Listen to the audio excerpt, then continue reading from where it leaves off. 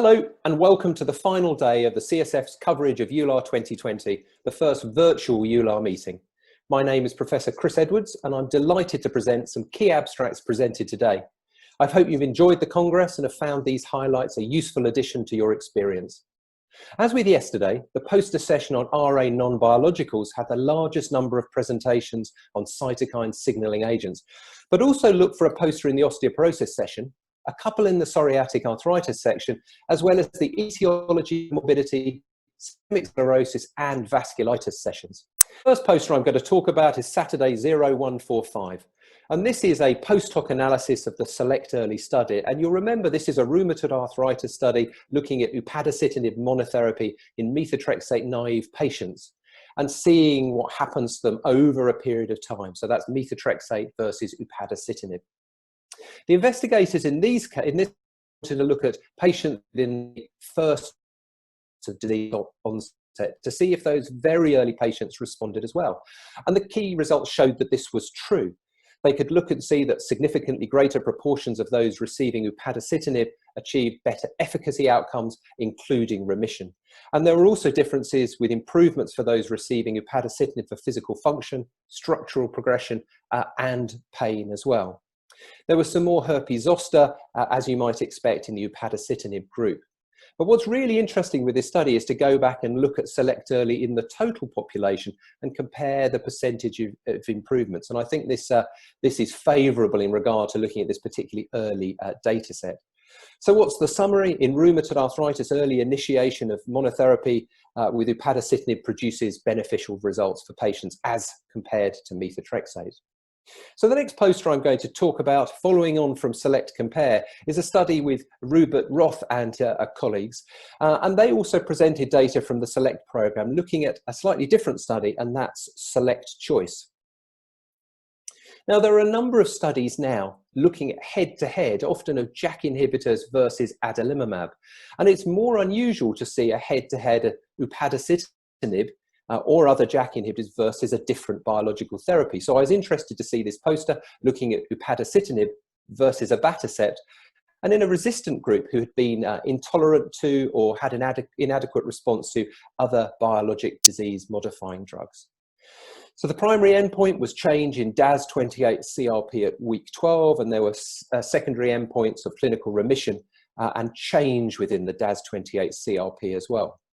And there were a number of different analyses planned around non-inferiority and superiority, and these were met showing both non-inferiority and superiority for upadacitinib at the time points that I've already mentioned.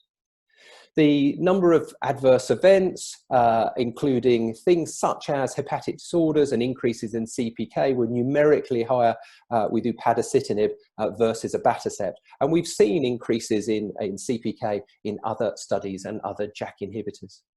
So here in this head-to-head study of abatacept versus upadacitinib, we see superior improvements in signs and symptoms for upadacitinib with no particular new risks identified. And that was poster Saturday 0151.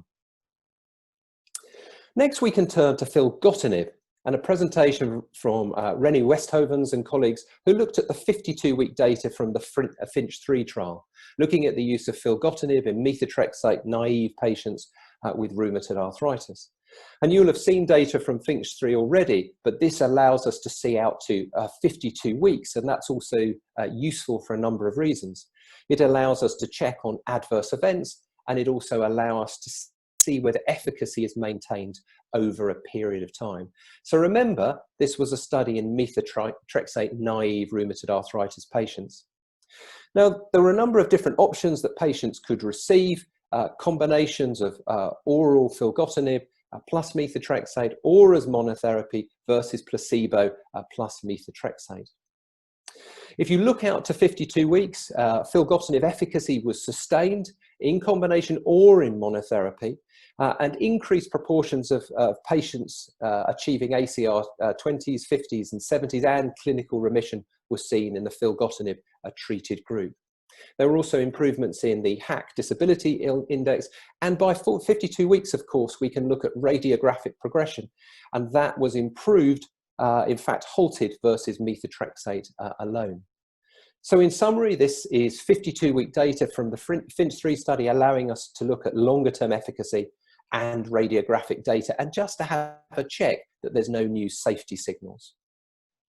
The next poster is Saturday 0418, and this is a study looking at the effect of tofacitinib on active MRI sacroiliitis and disease activity in individuals with psoriatic arthritis. And imaging studies are not always easy in psoriatic arthritis, and it's always interesting to see studies looking at sacroiliac joints and showing changes in inflammation within these joints. So the study looked at 40 patients with MRI scans of the sacroiliac joints and showed differences, reductions in the amount of inflammatory change seen within the sacroiliac joints after 6 months of treatment with tofacitinib. So something to watch here, and something of interest, looking at sacroiliac joints and the effect of tofacitinib on inflammation. So thank you for listening to today's CSF's daily highlights from EULAR. We hope you found these EULAR highlights useful and informative. All highlights can be found on the CSF website and on various podcast platforms. In addition to these podcasts, the CSF is providing extensive coverage of EULAR 2020. You can find our full abstract search and recommendations in our highlights brochure online right now. Look out for our interviews with authors that will be available next week, as well as our overall Congress review, where we go into more detail on some of the most notable abstracts presented.